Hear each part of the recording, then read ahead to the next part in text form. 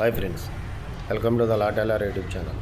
ఇప్పుడు నేను చెప్పే టాపిక్ ఏంటంటే, మార్టగేజ్లో ఉన్న ఆస్తిని, అంటే తాకట్లో ఉన్నటువంటి ఆస్తిని తెలియకుండా గిఫ్ట్ డీడ్ చేస్తే దాన్ని క్యాన్సిల్ చేయవచ్చా అని. ట్రాన్స్ఫర్ ఆఫ్ ప్రాపర్టీ యాక్ట్ ప్రకారం మార్టగేజీలో ఉన్న ఆస్తిని గిఫ్ట్ చేయవచ్చు. అయితే మార్టగేజీలో ఉన్న వ్యక్తి ఎవరైతే మార్టగేజీ చేసుకుంటారో, తాకట్టు పెట్టుకుంటారో, అతని హక్కులు అలాగే కొనసాగుతాయి. అటువంటప్పుడు ఆ గిఫ్ట్ డీడ్ని క్యాన్సిల్ చేయాలంటే మీరు cancellation of suit plus injection దావా కోర్టులో ఫైల్ చేసుకోవాలి.